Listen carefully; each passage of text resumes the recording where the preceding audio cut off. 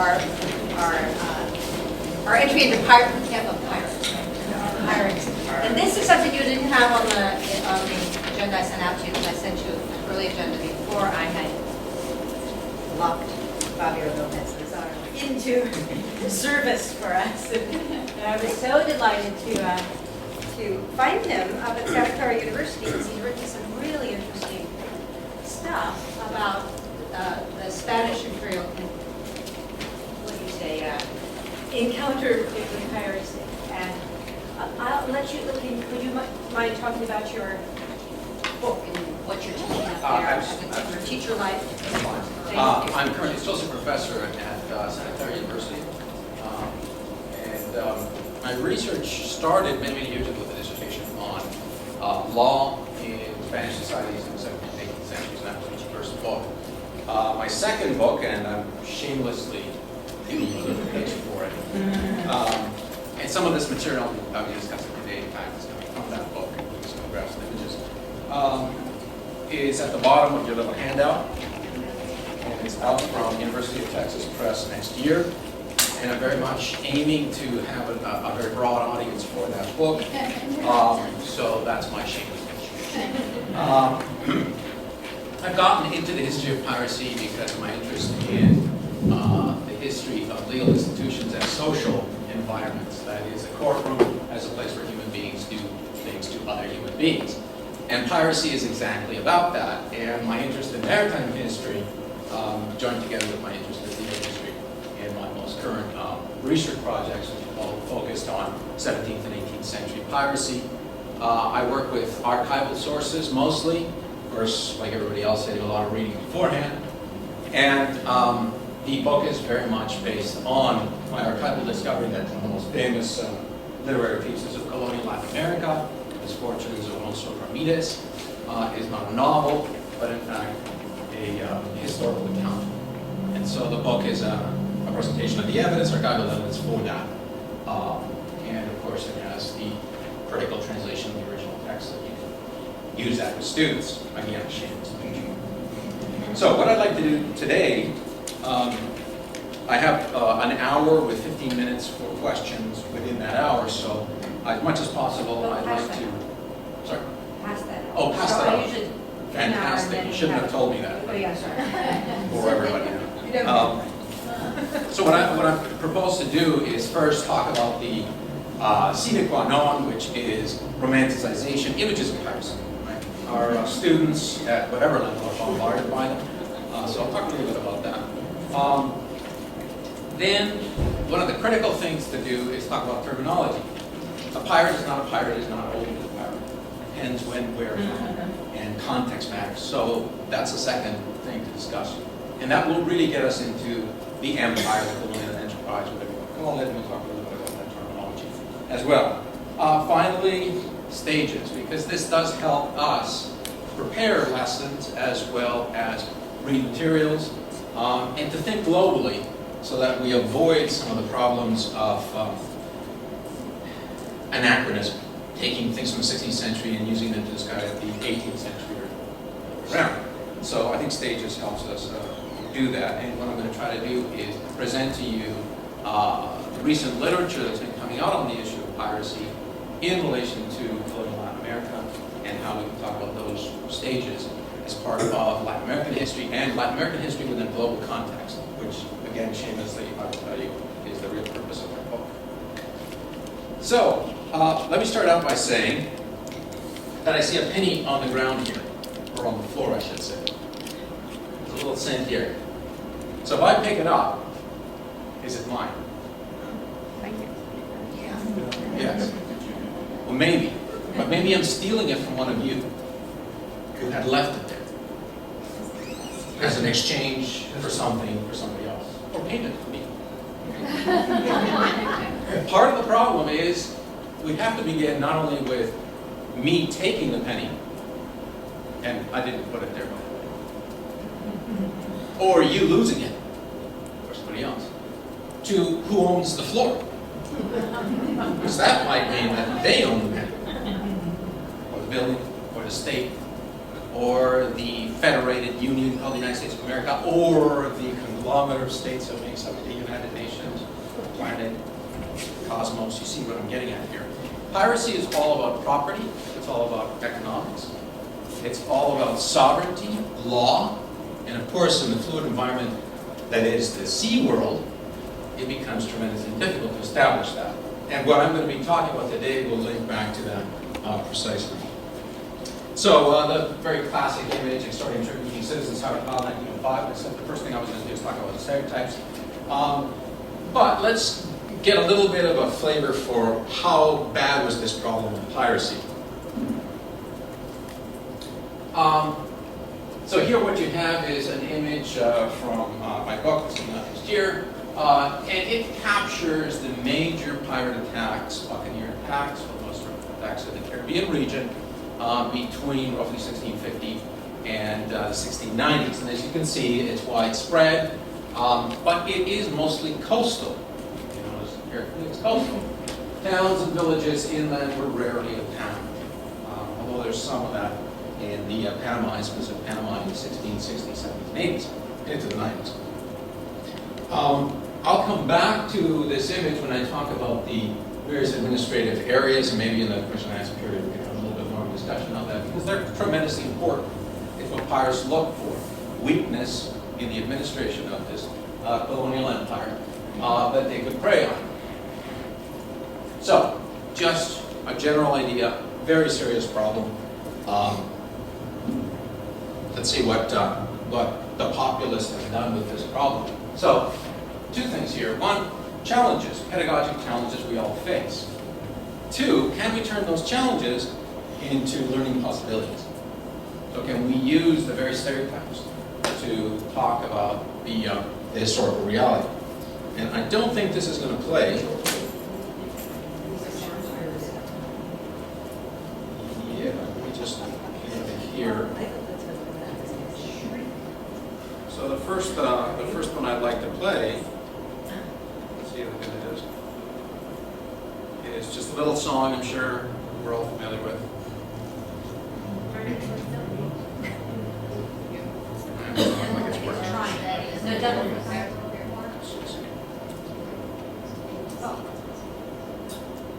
Isn't there already? Oh well, no matter. We all know this song. You can find it on the web. It's the old Walt Disney, A Pirate's Life for Me. Yo ho ho ho, A Pirate's Life for Me. I don't do a very good job. But does anybody actually know the words, the other words to this song? Yo ho ho ho, A Pirate's Life for Me. It goes through pillaging and ravaging and looting and embezzlement and thieving. Look very carefully to the text. Listen very carefully to the text of the song. Because in fact, as I was saying, it's a problem because, of course, it presents pirates particularly to children and to young people, much like this, right? It's the way you dress that makes you a pirate, whether you have a wooden leg, whether you have a patch on an eye, these kinds of things, right? And so it presents a problem. But if you listen carefully to the song, it actually captures a lot of what piracy is. It is embezzlement. It is thieving and ravaging and pillaging. So the song, I find amazingly, tells somewhat of the brutal truth, the dishonest truth of piracy. But we've all gotten desensitized to the fact that it was really quite a nasty life that these people are singing about. So, I'm back to that. I'll give you another example here. I'm going to have to exit here. This is a slightly older example, but a classic one. Hopefully the sound will work. It's on. It's on. Okay, here we go. It is. There we go. Count the number of times they say Spaniard.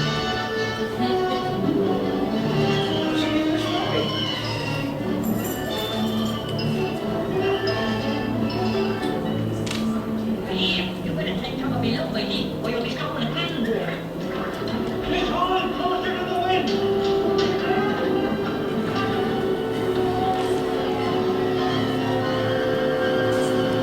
Reach your eyes on that. The Spaniard mounts 40 guns and she mounts one. She's loaded down, too.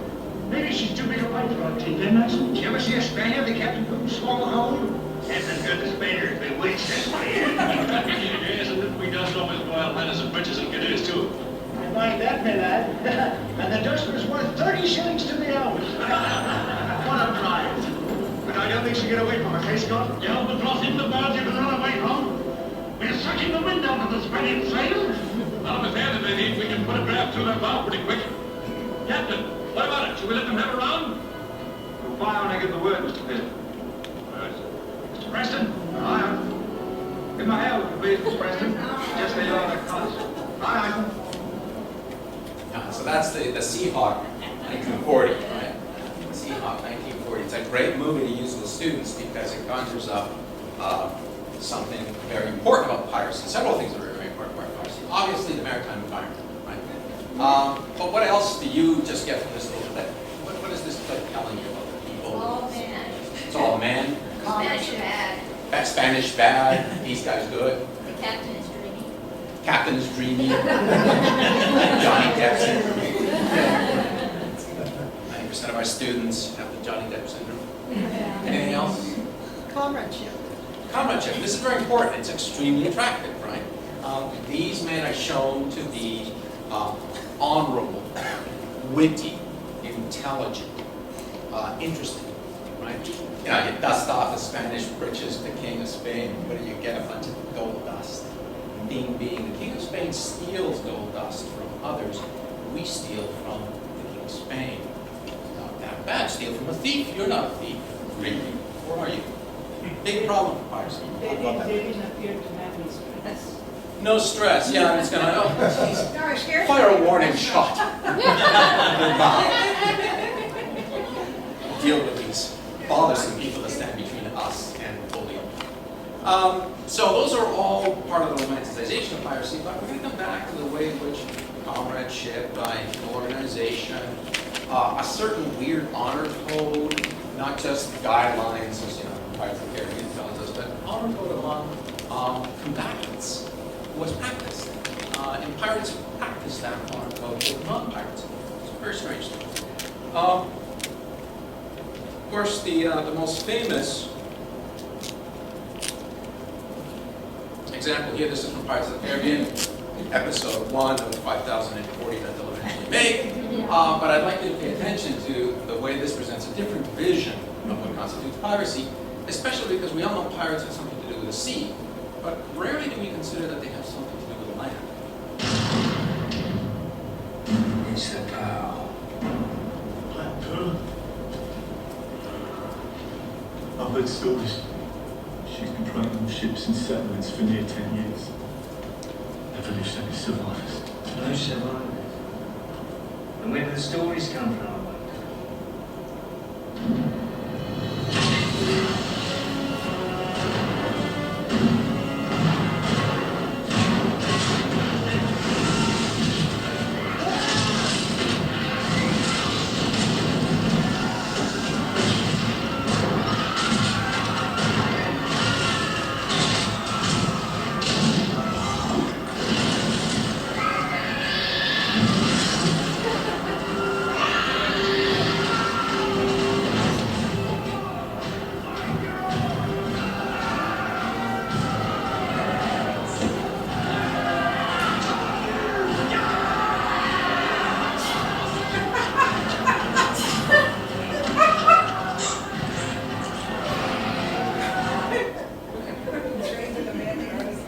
These two characters, of course, are tremendously important in the movie because not only do they provide a humorous element, they also provide a kind of homoerotic element which explores another side of piracy, which is very interesting to study with students, gender bending of piracy. It really is quite historic. Of course, I can share some sources with you if you're interested in doing more of that with your students.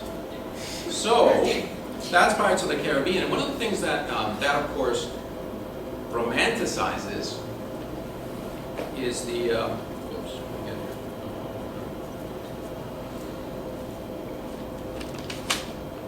one of the things that romanticizes is adventure. War is adventure. And piracy is not just business, it's not just about sovereignty and government and all those things, economics in a crude way. It's war. Because we know those guys were pirates, but what if you just dropped on the planet Earth, right now, if you just dropped through the ceiling, and you saw that little clip, and you knew that it was violence that was being depicted. And then I asked you, is it legitimate violence or illegitimate violence? Put it a different way, is it war or is it piracy? Because of course soldiers in the 16th, 17th, 18th, 19th, and even 20th century were allowed to loot by commanding officers and superiors, including governments, who encouraged it because they didn't have salary to pay soldiers. So it's original reasoning here. Is this war or is it theft? Violent theft. That's what I'm getting at. There's a legal problem. Same actions, same people, perhaps doing these things legally. Maybe this is the French invasion of the English island of Jamaica. Or doing it illegally. Maybe it's a bunch of really interesting guys out for a good rollicking time. I see a whole bunch of stuff. So that's going to figure prominently in the historical reality of piracy. So one thing to remember is we can use that episode and quite a few other episodes in that movie to conjure up for students the problems that they may not have thought of before approaching this topic from a historical perspective. They simply would have assumed, of course these are pirates of the Caribbean. But what makes the difference between a soldier and a pirate doing exactly the same things? So the challenges, as well as the possibilities there of the romanticization of piracy. The second major theme I think that we can address by looking at piracy and its relationship to Colonial Latin America, in fact, I mean, this is a global phenomenon, it's not just Latin America, right?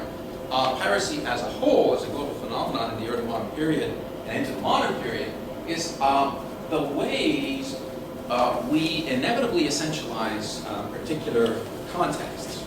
And piracy allows us to get away from that, and hopefully my talk will contribute to your ability to do so. It is a problem, I think, within colonial Latin American history to jump from 1521, sack of Tenochtitlan, to 1825, independence, as if the period in between is in stasis, undeveloping. And so looking at piracy as a political, economic, social phenomenon that affected colonial Latin American societies, people, allows us to talk about different periods, different stages, so that we realize that when we're looking at the period of what historians call the heyday of piracy, 1630 to 1730, and I'll explain why that is the heyday, what we're looking at is a set of societies that are essentially federated under a common crown, don't think of themselves as Latin, but they call themselves American. In fact, in all the diplomatic documents and in all the correspondence, private and official correspondence with officials around the world, it's very clear these subjects of the King of Spain consider this America. So when you hear America, you realize that the problem went from one pole to the other in terms of the administrators and the inhabitants, and that there was this weird conglomeration of kingdoms, the Kingdom of Mexico, the Kingdom of Spain, that's what was probably wrong, the Kingdom of Peru, the Kingdom of Sicily, the Kingdom of Castile, some in Europe, some in the Americas, some in Asia, that were all to one degree or another conscious that they were facing the same issues of piracy, predation, maritime predation. And so there's a common global theme here that allows us to say between 1630 and 1730, we're dealing with a set of contextually specific problems dealt in a contextually specific way. Very different to 100 years later in the 1700s, very different to piracy in the Caribbean in the 1800s, or even piracy in the earlier period. So, essentialization of Latin America as the constant struggle between Indian and non-Indian, or Native American and Spaniard, really breaks down when you apply the prism of looking at the social, political, and economic history of piracy.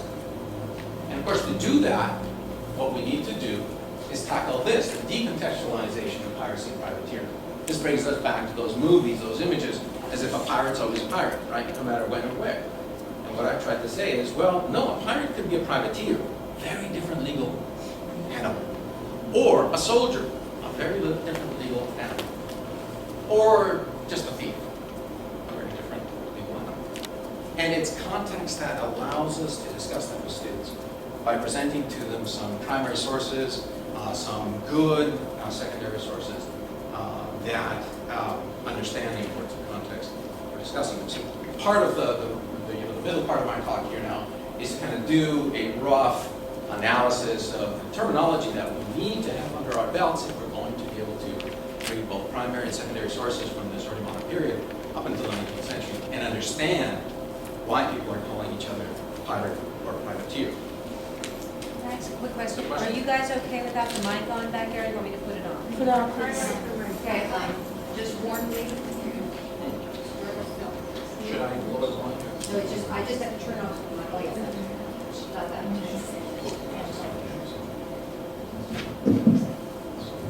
Is that good? Yes. Am I good? You know, in childhood too, there were stories where pirates had maps where they hid their boots were very blue. Yeah. That was really Yeah, X marks the spot. Yeah. A colleague of mine wrote a great book on that, the archaeology of piracy, and called it X marks the spot. I highly recommend it. Anyways, back to this issue of terminology. Let's begin with a very basic quotation. I use this for my students. City of God, St. Augustine, a great imperialist himself, a religious imperialist as well as a political imperialist, but in his own mind a tremendously moral person who was primarily interested in constructing a world of Christian ethical law.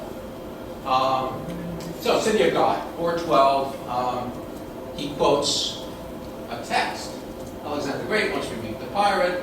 I'll let you read it. I won't do the annoying professor again.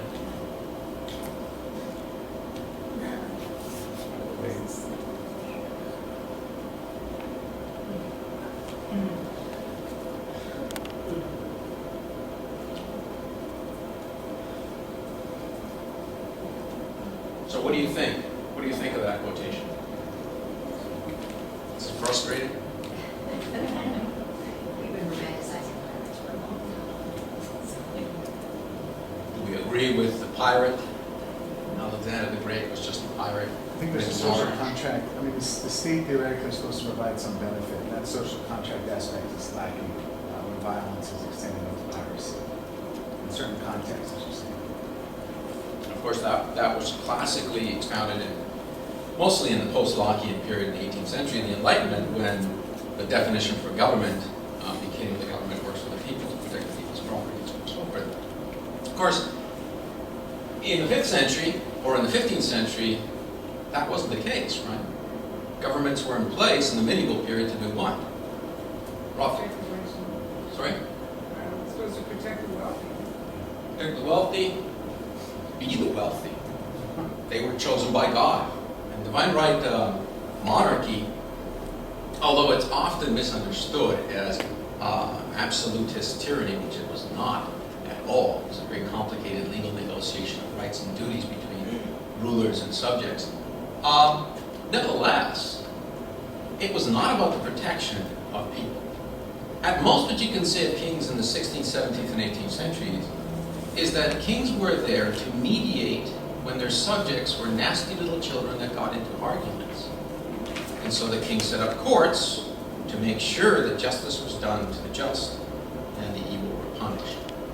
A very loose summary of Skinner's theory of absolutist monarchy.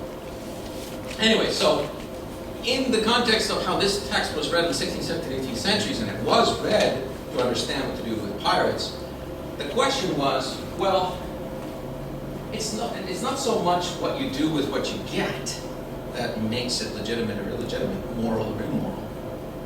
It's not how you get it necessarily. It's who commands you to get it. It's who commands you to get it that matters. If I take this penny right now, who told me to take it? We're living in an early modern period here between 1500 and 1800 when hierarchy is the most important thing in people's lives who unfortunately or fortunately live within these regimes. So who told me to pick up this penny? What I should have done is taken it to the sovereign of this jurisdiction and asked them, what do I do with this penny? The sovereign would immediately go to the pocket, it's mine. Or sell it to the Duchess or the Duke of whatever for a fraction of its value, say it's yours as long as you give me a fraction of its value. It's a different world, a hierarchical world in which government does not live to serve our purposes, although it does live to mediate our nasty, petty disputes. So what matters here is who is doing the organizing, commanding. I was just going to say, I guess middle-class folks would call it the difference between white-collar and blue-collar crime, for example. Oh, and there's a lot of that in piracy. We're going to get to that right now. Let's talk about, you know, pirate slave for me, embezzlement. Well, before I get to that, just to bring this home, and I messed myself up here. Jean-David Nome, also known as Francois Lolonet, one of the classic early buccaneer pirates of the Caribbean, based in the Caribbean, in what I like to call pirogue or canoe pirates. Most successful pirates in the 1600s attacked other ships or towns, not in big ships, noisy ships, flags flying. Come on, when do you attack a town? At night, when everybody's sleeping or drunk, in the quietest little canoe you can find. That's what you do as a pirate. So, anyways, Lolonet was very successful at that kind of canoe or pirogue piracy. He was also, however, an example of someone who is not philosophizing, unlike the pirate that faced off against Alexander the Great, right? The pirate who knew a little bit about politics and the ambiguity of hierarchical authority. The wealthy seem always to be the powerful. That pirate was smart. Lolonet was a homicidal maniac. This image, I apologize for the quality, is actually documented in our sources. Lolonet at one point, to extract money from one of the communities that he had attacked, took one of his prisoners, ripped his heart out, and forced another prisoner to eat it. That kind of graphic violence brings home the fact that pirates come in many shades of colors and types of mentalities and psychologies. And in this case, what we have is a homicidal people who also happen to be working for the French crown at different times in his life. And of course, now we're getting into the difficult theme I brought up of violence as a way of acquiring property, which kings, after all, engage in all the time in this period, and states still do today. So let's talk terminology. Lots of terms that are used for pirates, quote unquote. I can't talk about all of them, so I'm going to focus on the key ones, so we don't lose our way through the forest of sources, secondary and primary. We need to remember one thing. In the medieval period, let's say up until the 16th century, in a European and Neo-European context, that is anywhere where European states exercised or tried to exercise authority, the normal state of relationships between the states is war. So the normal state is war. When a state deigns to recognize another state as a friend, they issue a peace treaty. And they put terms on it. And they say, well, you know, it's good for 10 years, 20 years, or until such time as you steal my penny. And then we're for it. As we all should be. Because we're free and independent sovereigns. And that is the capacity of a sovereign in the medieval and early modern period. To declare war. Or to declare peace. As they see fit. Now, imagine that the penny I took, I really did take it, now I lost it. Well, you know I have that penny. Can I have a volunteer, please? You don't have to do much here. You can stay seated. So now, what can you do to get this penny back from me and you know that it's yours? I can punch you out and take the penny. Absolutely. Easy to do.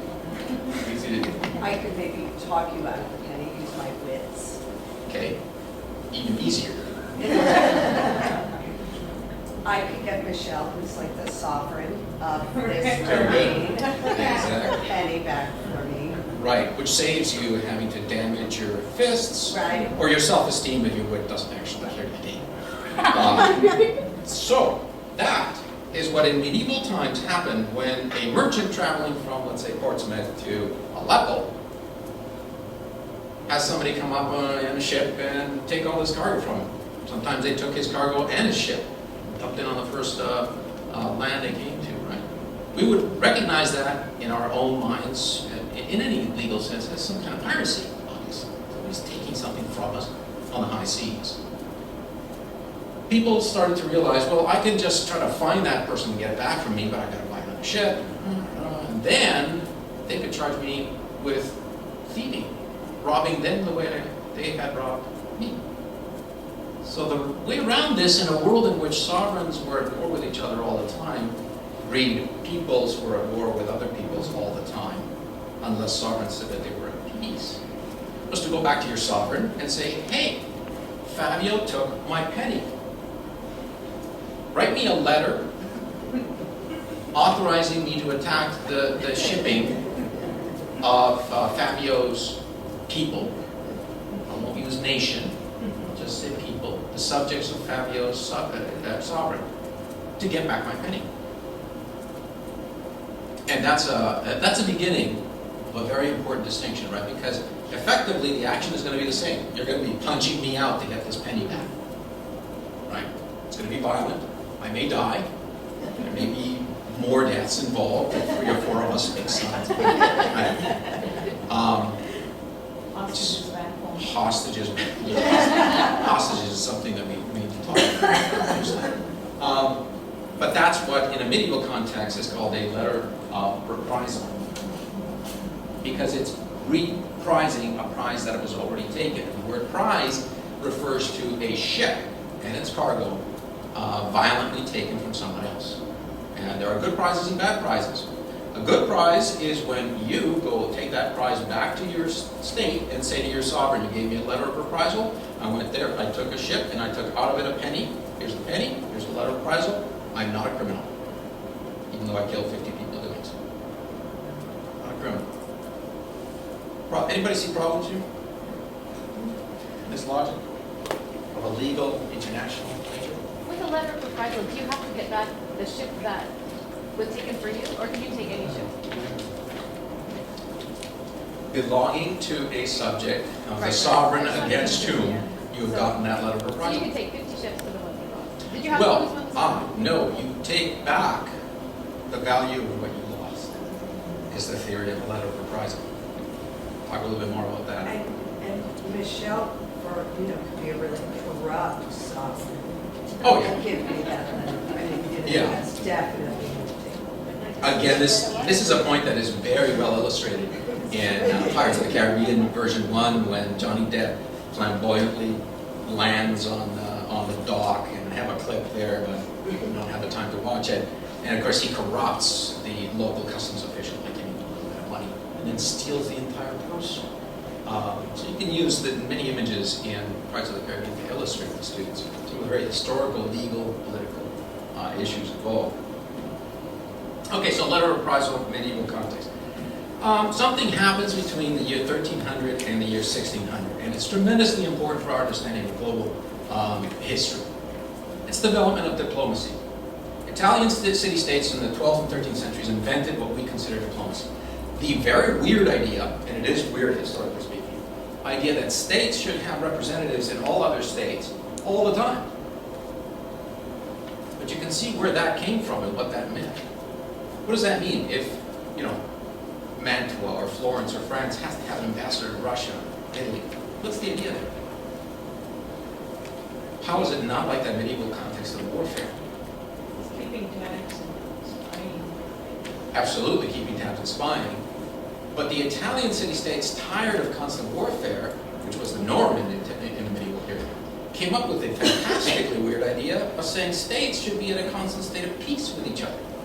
But the only way to guarantee that peace is to make sure that if we have problems, sovereign to sovereign, or subject to subject, or subject to sovereign, we take them to the ambassador first. And it will be the ambassador's responsibility to get that penny back, not the person who loves them. It will be the sovereign of France's responsibility to issue you a letter that says you have the right to go to Fabio's jurisdiction, the jurisdiction he is from, and take back that penny. So what we have now is a letter of marque. The problem here is in your reading, you'll come up with letter of marque, commission, patent. It gets all different kinds of names. But there is a difference here between the letter of marque and the letter of reprisal. The letter of reprisal is to an individual by a sovereign in a state of war, which is the normal state. Diplomacy, the invention of diplomacy created a state of peace. And the letter of marque could only be used during a time of war. Right? If the sovereign of Fabio's jurisdiction refused to listen to the legitimate claims of the penny wanter, I'm sorry I didn't get your name, Teresa, then Teresa's sovereign should declare war on Fabio's sovereign and offer Teresa or anybody else a letter of marque to go and attack their shipping and get back that penny. So the letter of marque is only given during a time of war, which now is an abnormal time as opposed to the medieval period at all. Letter of marque. And this is what makes someone a privateer. The term privateer means a private subject who is commissioned during a time of war to get back property from the enemy. But letters of marque don't stipulate a penny. They just say that you have the right to attack the shipping of Fabio's jurisdiction, Fabio's sovereign. So you can go out there, attack any of my sovereign's ships during the time of war between your sovereign and mine, and take anything you want, take it back to your ports, and sell it. But think about this, civilians. So isn't it then, so governments hired pirates during times of war to harass enemy ships or steal them? Exactly. And that's when, but they weren't called pirates, they were called privateers. Exactly. Subcontract. Yeah, Subcontractors. Right, exactly, subcontractors. Military subcontractors, we might think of them as mercenaries, but of course the term mercenary becomes nasty only in the 19th century when the international community decides that it is nasty. Until then, it had been the norm. Most armies were made up of men who had violent skills and were commissioned by states to use them. Sounds like almost by the structure of this arrangement, Teresa would have to have her people steal a heck of a lot more than that penny to finance this enterprise. Absolutely, and it's the letters of marque. In fact, by the late 1600s, there's a black market in the Caribbean, Port Royal, Jamaica, Tortuga Island, and the French colony Tortuga. You can buy any letter of marque from any state you want. You know, they're blank letters of marque that say, you know, I, King of Denmark, authorized blank to attack blank. You fill in blanks. But you have to make sure of one thing: fill them in right. Why? I'm sorry? You don't want to make the wrong people angry, true. You have to be at war. The countries have to be at war. Countries have to be at war for the letter of marque to be legitimate. And there's a lot of conditions, actually, really, really complicated. There's courts in all these European states, in these colonial European states. There's courts that deal with nothing but reprisals and letters of marque. The ship comes into port, let me see the documentation. You have a letter of marque, are we at war with that particular state, And you can imagine the complexity here, because we weren't dealing with a penny here. We're dealing with a ship, got cargo from 50 different people, from 30 different countries, states. The crew is made up of Chinese, Gujaratis, Native Americans, European, you name it. Captain's one thing, master's another, quartermasters. How do these courts decide things? To the greatest economic interest of the court. Question? Okay, quick question. Why is it marque? That's a French word, right? Right. So is there a reason why it's a French word? Yeah, there is. It's a complicated one, but essentially, much like the Italians invented modern diplomacy, the French used letters of marque more than anyone else between the 1600s and the early 1700s. Louis XIV was issuing these things like printing press. La guerre de course was Louis XIV's great way of fighting colonial wars without spending any of his money. You want a navy? Print 1,000 letters of marque and sell them. Tell people they can make copies for themselves. But from the perspective of the violent person, Fabio, who took that penny, what's the key? Or, sorry, from the perspective of the person who's violent and takes that penny back, and goes out there and captures a ship, what's the key for them to be a privateer, considered a privateer, not a pirate? All those details we were talking about, but in real life, Does he not get his hands dirty? well, you're going to be killing, it's messy, this is war, it's violence, but,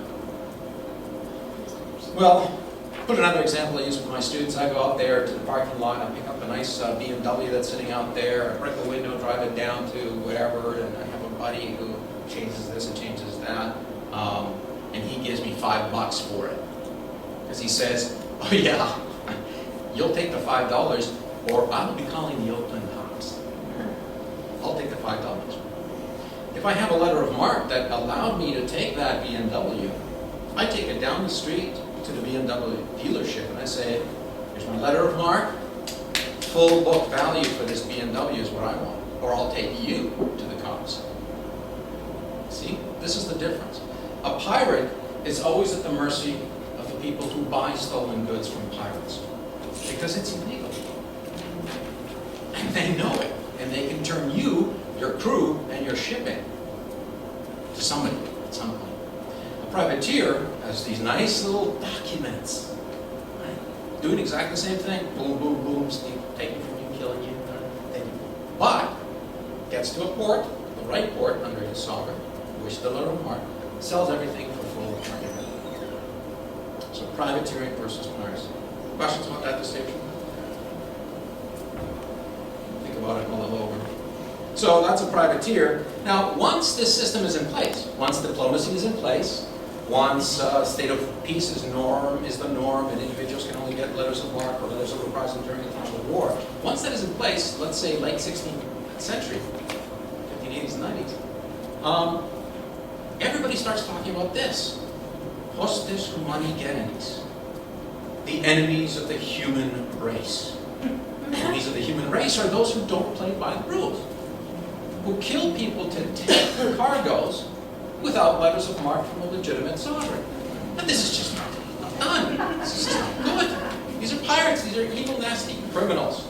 So the criminalization of these activities happens historically at a certain point in time, and we can see in colonial Latin American history, it's a very important time. It's the 16th century. It's a time when all these empires are rivals of each other, right?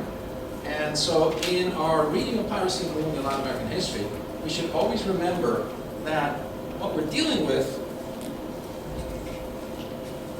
by the 1600s, by the period I study in depth, between 1630 and 1730, what we're dealing with is essentially America is almost entirely under the jurisdictional control recognized by all the other competing jurisdictional controls, France, England, as Spanish. The Spanish crown also happens to be the crown of the Kingdom of New Spain, which includes all of the areas there colored in various little colors there. You know, these boundaries are obviously fluid and putative. They're not in effect in many areas. Right? So here you have audiencias, civil audiencias within the Viceroyalty of New Spain. It's a kingdom.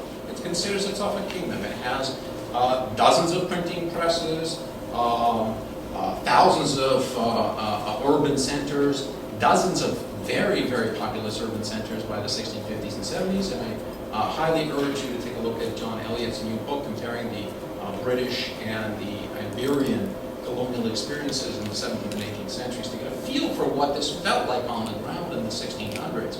We have a mature society, hierarchical, fragmented, racially not at peace with each other, and yet it's a federation of kingdoms, Peru, Mexico, Sicily, the Low Countries, Castile, in all kinds of places, in 4 continents, that owe allegiance to one king, and the king's responsibility is to make sure the law is obeyed and people treat each other correctly. But what's the problem here particularly if you find yourself as governor of the Audiencia of Santo Domingo, the area in blue. What's the problem for you administratively with pirates? Pirates have more access, there's more water surrounding those, there's many islands. You've got a budget, you've got to account for your budget, otherwise at the end of your term in office, they sue you. The government sues you. Basically, at the end of your term in office, any of the major offices of government in colonial Spanish America, right up until the 1800s, at the end of your term as Viceroy of New Spain, an investigation was open to find out whether you had been corrupt. Right? So you're looking forward to, oh great, 6 years of sacrifice for the government, and then after that they put me on trial. You can't not be put on trial. So were the viceroys privateers themselves, or not exactly? Well, the viceroys could engage in all kinds of stuff, and many of them did. But they knew that at the end of it there was going to be an open investigation. Anybody in the public could and did. These were long things. Press charges against the government. And they were held personally responsible. And they were held personally responsible. Yeah. So this could cost you pretty penny. And it did. Some of these viceroys ended up paying a lot. Now, seeing from a different perspective, this is just the king's way of extracting more money from the men he gives posts to. Right? Even if you haven't done anything wrong, something could be found. But we'll let it go if you pay me another 200,000 pesos. Anyways, without getting into corruption, in 1503, a thing called the Casa de la Contratación, or Casa de la Contratación, was created to essentially run all the business. That's what contratación means, the business, the trade, the commerce of the New World. And one of the things they said is, well, you know, this is a kingdom, and it's loyal to the same king as the King of Spain.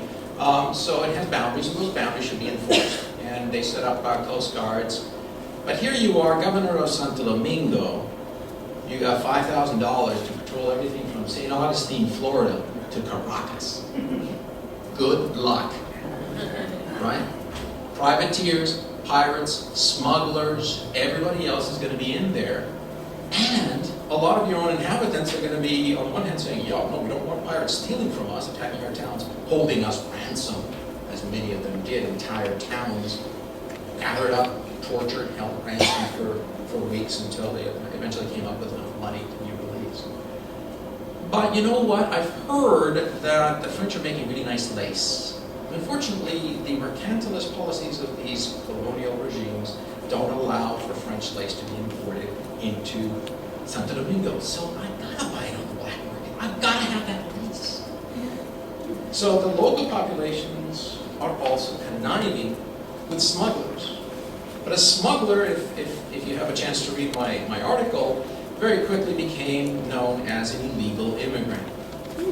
French didn't have a right to be in Santo Domingo. Englishmen, Dutch, only subjects of the Spanish king had a right to be there, were those licensed by the king. And it was the Casa de la Contratación that essentially gave those licenses out, right? If you didn't have a license, you were a criminal. You were an illegal immigrant. And if you were engaged in any kind of criminal behavior, by the 1560s, the law said that you could be executed. Right? If you were convicted of a crime. If you were just smuggling stuff in, and you weren't caught for being a pirate who just selling things, that was seen as a little bit less problematic. But guess what? One of the ways the Spanish king made sure his subjects didn't buy stolen stuff is he made that a capital offense. But again, you can buy yourself out of that by being in debt. So I have to speed things up a little bit here. Stages of piracy, because obviously we're getting into a lot of legal detail here. And the legal detail doesn't always play out the same way. So the first period to watch out for in your sources, primary and secondary, is this one, 1493, because that's when Columbus came back with that fabulous news that there was a lot of money to be made in the Americas, and well, he didn't call it the Americas, he called it the Indies. I thought he was Asia, obviously. It made sense in his cartography. That news spelled out in the spring of 1493. And you'd be amazed, I'm not sure if you've talked about this, how quickly pamphlets were printed from Frankfurt to Stockholm. There's this guy who's told us about islands full of wood and spices and all kinds of neat things, and people who really want to be our servants. All right. So 1493, 1630. Why 1630s? It's in the 1630s that that essential monopoly over the Americas really starts breaking down. And I say really starts breaking down because despite the fact that we have some English, Dutch, and French settlements in North America and in certain parts of South America, effectively the important part is the Caribbean. The financially important part is the Caribbean. And it's in the 1620s and 30s that Holland, England, and France begin to have established settlements.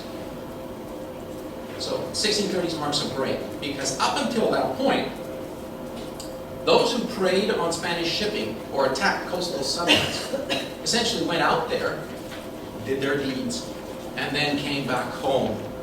And we all know who these guys are, right? Heroes like Drake, Cavendish, Hawkins. Well, the heroes anyways of the 1940s, 50s, 60s, and 70s films. Pirates, right? Errol Flynn would never be the Spanish governor. He'd always be, I want to be Hawkins, I want to be Drake. They went out there, they singed the king of Spain's beard, and then they went back home and said to Lizzie, you know what? It's incredible adventures. They killed us, we killed them, but here's your share. And she would say, letter of marque, retroactively, for you and all your wonderful efforts in our struggle against the tyrannical papists and Philip II, that nasty little fellow. Retroactively legitimizing that property. So the transoceanic period, because predation, maritime predation, was essentially based in Europe, went out there into the world, preyed on shipping, mostly Spanish shipping, primarily coastal shipping. Not a lot of success against the big galleons, by the way, with bullion. They're just too big and they travel in too large a group. Transoceanic period. But by the 1630s, things change. We could also think of this fellow. This is one of the few people who actually did manage to capture an entire Spanish treasure fleet. Right? Every pirate wants to capture the Spanish galleon fleet, made up of hundreds. Sometimes dozens, but occasionally hundreds of vessels. He came, Dutchman, working for the independent states of Holland, not for the Dutch-speaking areas of the Low Countries, which were still loyal to the Spanish crown and would remain so until 1700. This is a celebration. It's an anonymous engraving in the Rijksmuseum, roughly 1630. In 1628, the fellow in the middle there, in his apotheosis, managed to capture the entire Spanish treasure fleet, practically, off the coast of Cuba and very near Havana.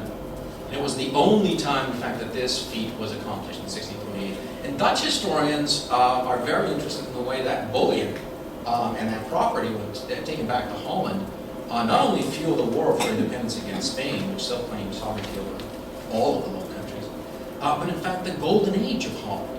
So here you have an ideal opportunity to talk to students about global history, economic history, military history, history of piracy in Latin America. It's really all about this. It's interconnected. But it was kind of the last big moment for transoceanic piracy. The next stage, obviously, is the Buccaneer Period. And this is the one that has been most glamorized, right? Buccaneers. It just sounds cool. Students love the term Buccaneer. They come up with, every year, I teach a course that basically uses piracy as a way to get students to think about these issues of political historical importance. And, you know, they get caught up in Buccaneers and they bring me jokes about Buccaneers. How much money does a pirate pay for an earring? A Buccaneer. Actually, I always respond by saying, absolutely nothing. It goes out of yours. The word Buccaneer, and many of you may know this, actually means someone who makes beef jerky. That's original. A boucan is a hut, a Caribbean hut. It originates in French, spoken on the island of Hispaniola, Santo Domingo. And it's an Arawak term, it's a Taino-Arawak term, native communities that live on the Arawak. And it essentially means a smoking hut. You cut meat up, and you smoke it, you dry it. A great thing to do in the Caribbean, right? So otherwise stuff goes bad quickly. The Buccaneers are a ragtag bunch of outlaws in the sense of they're homeless. They're the homeless people of the Caribbean in the 1600s, right? All those settlements, the Dutch, the Spanish, Portuguese created in the New World. Well, there's always a bit of demographic flotsam and jetsam. Much of it ends up on the island of Santo Domingo because way back in the 15 teens, the Spanish colonists had done something they thought was pretty smart. They let go goats and sheep and cows everywhere. Let them multiply. We shall come back and reap the rewards. Well, they did multiply by the billions. Horses were in the northern plains of North America hundreds of years before the Spanish or the English or the French or the Dutch ever got to Montana in Saskatchewan.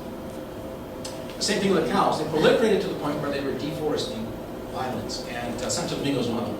A buccaneer was essentially one of these homeless people, usually essentially slaves of the colonies, both French, English, and Spanish.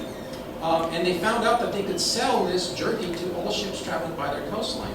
That's what they took to doing. They would smoke the beef jerky, steal or poach the cattle, kill them, make the beef jerky, and then sell it to passing ships until one day, Francois Lolonais amongst them had a great idea. You know all these Spanish ships that are coming by our coastline? We got pirogues and canoes. Now we're selling them beef jerky and they're paying us in a pittance for it, and they're full of valuable silks and gold and stuff. I'll just take my little canoe, tack that ship, and I'm off on a new adventure, new economic adventure. So the connivance of local populations, not just non-Spanish, but also Spanish, with buccaneering is very important for you to remember. Coastal populations constantly look for ways of making a life for themselves. And predation on ships was a great one. It just so happened that most of the homeless who organized themselves on the northern coast of Santo Domingo used French as their language, and Buccaneer became synonymous with a pirate. From the 1630s until the end of the 1600s. So pirates are based in communities in the New World. But notice they're communities that are unofficial. Right? They are not owned by a sovereign, and they do not think of themselves as needing letters of marque to do anything. Which is why famously they were often called the Brethren of the Coast. It's kind of an informal organization. Were they on foot or horseback when they went for ships? No. Little canoe, tack the coastal shipping. Most ships tried to stay close to land, particularly at night. And on land, they were mostly on foot? On foot, yeah. Well, I mean, if they could steal horses, and they did. It's an interesting period. The cheapest, quickest way to get students to understand that is to have them read from The Buccaneers of America by Ishmael, one of our best 17th century eyewitness accounts. Cheap, dope editions. Some of it is online, but be very, very wary of other editions. They're not very good translations of the original Dutch text. It's a fascinating private view of the history of Buccaneers. So anyways, based in the New World, piracy based in the New World, connected to issues of escaping from civilized world, creating your own black market economies. You see how this ties in very nicely with all kinds of issues of empire. And I should wrap things up very quickly. So, the most famous buccaneer, Henry Morgan, Englishman, but what did he care? Took ports and cities on the Spanish Main during a time of peace, but had letters of marque from the government in Jamaica, which was an English colony after 1655. They were issuing letters of marque during a time of peace with Spain, and their logic for 40 years, until the 1690s, was, yeah, but you know what, the Spaniards are effectively at war with us because they keep attacking us, capturing us, and telling us we're illegal immigrants in the Americas. And all. We're not. We have a right to be. So it's all about sovereignty, it's all about migration patterns, about the right paperwork in your pocket. Do you have a letter of marque or not? Henry Morgan, with these letters of marque, made the most incredible strike against the city of Panama, a fairly large city, cathedrals, printing presses, university, all the stuff of civilization, right? 1670-71, burned it to the ground. Tortured, embezzled if you want. He embezzled funds from his men by counterfeiting some of the reports. records of how much they actually looted. That's a whole different story. That's the kind of internal code of honor, which was not so honorable. But again, it's a little bit of the last heyday of buccaneering. What puts an end to buccaneering is states. What one historian of political society has called it the development of global prohibition regimes. Global prohibition regimes is an idea that comes out of that diplomacy that these European states have adopted. They wanted to essentially make certain activities illegal around the world. Just like today, the United States of America's diplomats go to meetings and they talk about how to make drug trafficking illegal around the world. And so on and so forth. So global prohibition regimes took on piracy between 1670 and 1710, 1720. The best introduction to that, because my book isn't out yet, and that's totally immodest, I didn't know to picture it again. No, actually, mine is not going to deal specifically with that, for reference, is Robert Ritchie's book on Captain Kidd. There's a lot of stuff on Captain Kidd, please don't read it. Just read Robert Ritchie first. Very misleading stuff that, you look at the sources and it's Wikipedia. Okay? I could make Captain Kidd Iranian if I wanted. Anyway, 1700. By the 1700s, early 1700s, these European states are essentially making a deal with each other and with their merchants. Look, we're going to hold off on doing all this nasty stuff and kind of conniving with pirates. We'll still have privateers during war. That's very important, but we'll be very letter of the law on it. But we'll make sure that when we have established beef with each other, when war is not declared, we don't buy their goods. And we don't allow our salesmen to buy their goods, our wholesalers, and sell them. And we prosecute them. And we prosecute them in sight. We don't bring them all the way back to Europe where, things are being forgotten and forgiven and so on and so forth. Now, calling this the Rediker period, Marcus Rediker is a name you should all know already. A very influential historian of piracy who has argued that essentially in the 1700s, these buccaneers, pirates, filibusters are part of a working class revolution. The first true working class revolution in world history. It's multi-ethnic, it's multi-religious, it's multi-racial. It is made up of a working class sailing community that essentially says, I'm tired of these people who own the ships, who finance their expeditions. We work for them, we do all the bad stuff. They take the profits. What do we get? Appeals. So I'll end with this image. Frederick Phillips. He's from Pennsylvania. In New York, you might know the Phillipsburg Mansion. Built by Frederick Phillips on the left-hand side there, with his colleagues, his partners in the 17th century on the right-hand side. When you think about it, who is the best pirate? Not Blackbeard, not Henry Morgan, not Francois Lolonais. It's Phillips himself. He sent out a ship in 1691 to Madagascar, which just happened to be the place where buccaneers and pirates were showing up with all their stolen goods. And he bought all their goods. Pretty good prices, of course not, full market value. Shipped them to New York, at one point even shipped it to Hamburg, and sold it for a pretty penny, and then built his mansion. That's why I'm considering him the best pirate, because nobody knows about Frederick Phillips. Nobody would say that's the best pirate. But if piracy is about violence, the violent acquisition of property, and the violent acquisition of property that then is turned into liquid wealth, then this is the man who made the greatest amount of money from the highest period of piracy between 1680 and 1710.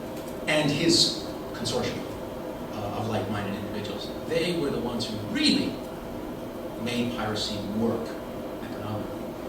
And as one historian said, they had flexible attitudes to us.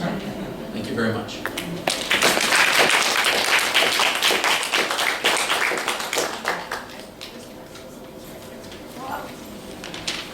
I'm running way over. I need some help about what's going on here currently with these pirates who are kidnapping people today, or they're trying to take some of these cargo ships. And a captain supposedly has a gun in his quarters, can't use it. And these pirates are boarding these ships. And nothing seems to occur. And I don't understand where the law is, or where the countries are, or was there some previous law that all the countries got together and made a decision that you can't do anything about it? It's a very good book. I recommend. I think I cited in the article I recommended as a reading that I published in the Bulletin of Spanish Historical Studies by Janice Thompson, and it's you can send me an email. I can send you the details. It's all about sovereignty.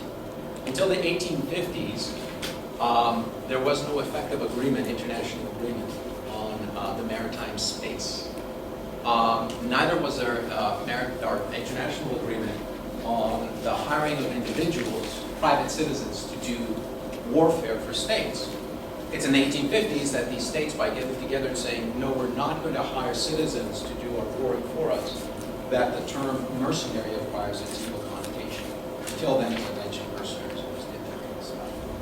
They were even soldiers. States today, from the 1850s on, recognize that they may want to prosecute for high seas crime, but they are not obliged to do so. And the reason for that is no one owns the high seas, and this may come as a shock to you. Do not go on a yachting cruise from New York to Bermuda and think that you're under the protection of the United States. You're not. Territorial waters extend only so far. Believe it or not, the idea of territorial waters was part of that whole development I talked about earlier of how states created and maintained their sovereign control of jurisdictions. And it began with the idea that, well, how far does a state control the Adriatic? Or, Venice said it owned the entire Adriatic Sea. Well, yes, if everybody else around it agrees that it does, but people didn't. Right? Spain said it owned all those waters in the Americas. Those were American waters, and America was a Spanish jurisdiction. The English said, I don't. They started thinking, well, maybe it's a cannon shot from shore. Believe it or not, that's the origin of territorial waters today. The international legal recognition of territorial waters begins with this European state condominium that says, yeah, okay, I won't go within your cannon shot of your shore, you won't come in mine cannon shot of shore without a license. So, gets us to piracy, for example, one of the students are always familiar with Somali piracy. And Somali piracy is a phenomenon that is as complex as what we look at. It has stages, it has economic, demographic reasons for it. It's very much linked to the development of inadequate sovereign jurisdictional control in the Somali government itself. Some parts of Somalia as a state are in the control of the government, some parts are not. There is an honorable code amongst some of these Somali pirates. In fact, they're not pirates in their own minds. In their own minds, they're fishermen who got a raw deal from the government, Somali government, had a civil war imposed on them, fought as an international civil war with international forces all over the place. They were invaded by the international community, and they often present themselves today as freedom fighters, as many so-called pirates do, including Hannah Morgan, Francois Delaunay, and Pete Hayne, the great hero of Dutch history. So it's a very complicated phenomenon. We can apply a lot of the terminological insights, hopefully, that I've talked about today to the situation, and students can get a lot out of this. They can also understand that ultimately, at its raw level, the story of the Buccaneers and how they develop in the Caribbean amongst those who are kind of marginalized in colonial societies, the former slaves, the Mosquito Indians who were thrown out of Nicaragua and Honduras in the 1600s by the Spanish armies. Those outlaws, those marginalized groups, often take to appropriating property violently. That's how the Buccaneers got started in the 1630s and 40s, and to a great degree, that's how Somali piracy got started today. And there's no recourse legally because of You have a right to ask your sovereign state or another sovereign state, and the United Nations, of course, very much involved, and the Hague is involved in this. You have a right to request prosecution against someone who's done something on the high seas to you, but no one owns or has sovereignty over the high seas beyond territorial waters, which means they do not have to prosecute.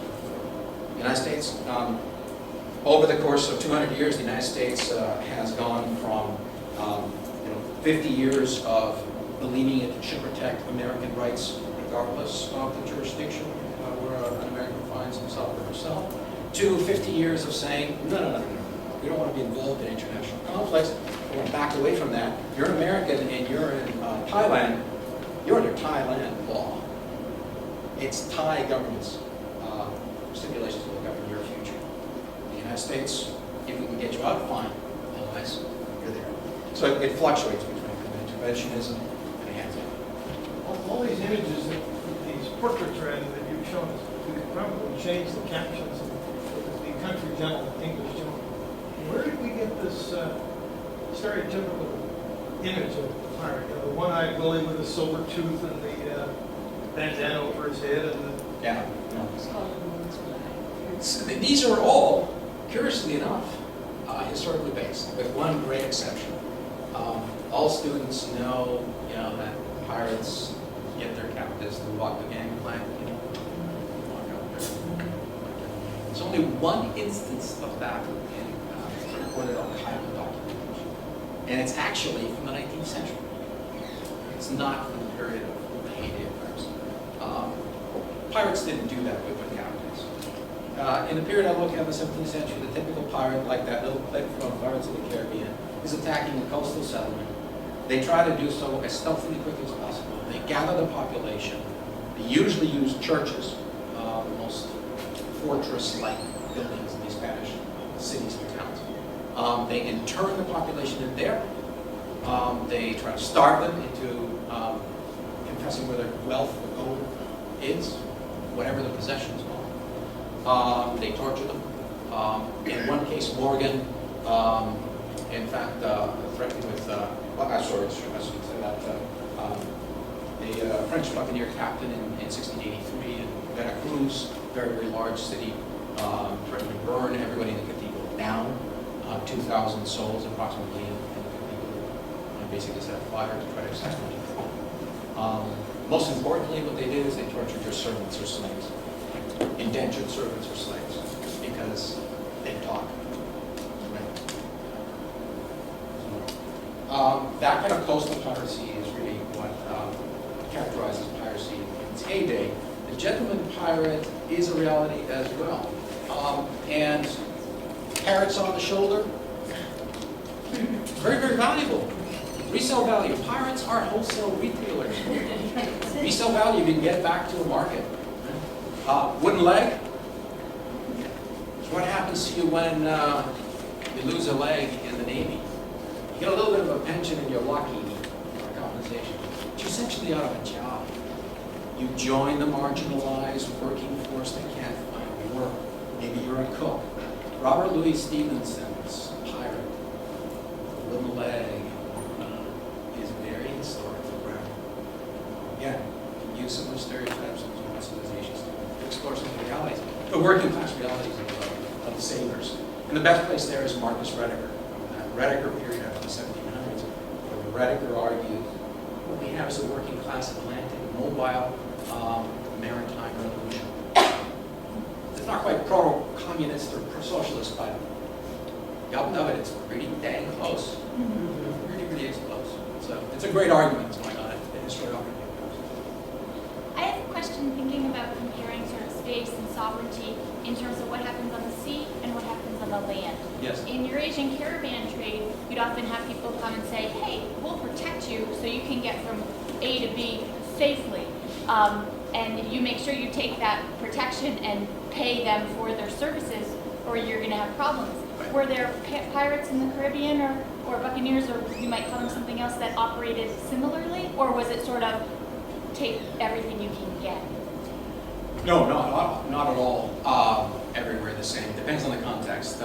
That is not a phenomenon that's common in the colonial American environment. By American, I'm saying Spanish American, Portuguese American, so on and so on. It is tremendously important, however, for Mediterranean and Northeastern Atlantic piracy, because what are called the Barbary coast states, what today is essentially Morocco, Algeria, and Tunis, from the better part of the 14th century until the very early 1800s, and the United States was part of the ending of the system, extracted monies exactly like that. If you want to travel through Algerian waters, you better pay us. And in fact, by the 1700s, there was an international lottery, if you want. Well, I shouldn't say lottery, an auction, where the Algerian Rais would say, you know what, next year's protection is up for grabs to the highest bidder. France, Holland, Spain, Portugal, let's see who's going to pay the most. And they're the only ones we won't attack in Algerian waters. So yes, you're absolutely right. That is characteristic, but I believe certain places at certain times, not everywhere. I know joint stock companies were arising at this time, and I was wondering if there were companies similar, like providing insurance, Yes. or would you just go to your sovereign, or were people banding together and providing or creating insurance companies, which would have also changed the economy quite a bit, right? Right. No, these are great questions. That's one of the most important games of this whole thing, insurance scams. And some of the pirates Frederick Phillips was buying stuff from in the Caribbean in the 1680s or in the Indian Ocean in the 1690s, played the game that got him into trouble eventually, and kind of shut this whole system down for them.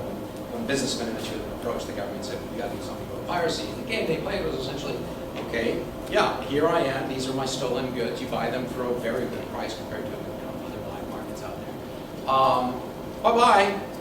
Wait until that Phillips ship is halfway across the Atlantic on its way to New York, you take it, right? And you sell it back to Phillips again. Now, there's a flip side to this. Phillips has insurance on the cargo. So he may be engaging in something similar, and sometimes it's tough to tell who's doing what to whom. Maybe the second taking is because he wants to lose the second insurance, or he wants to be paid back for the second insurance. So the opportunities for embezzlement, are great and wonderful, and everybody knows you can't get rich on a salary. So yes, insurance plays into this story very, very much. And it has not been studied sufficiently. We do not know what the true relationship was between the creation of banking and insurance companies in Holland in the late 16th century and in England in the late 17th century and elsewhere. Basically between 1580 and the 1720s, you have it all set up in the European and neo-European context. And that is still to be studied. Great question. Well, thanks.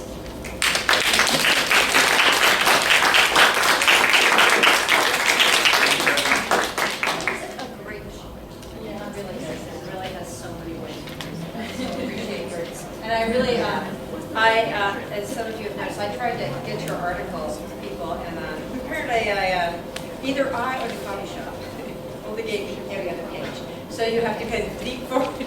I'm going to look, and something was just pointed out to me, so I'm going to go back and see my originals. I actually have your other pages.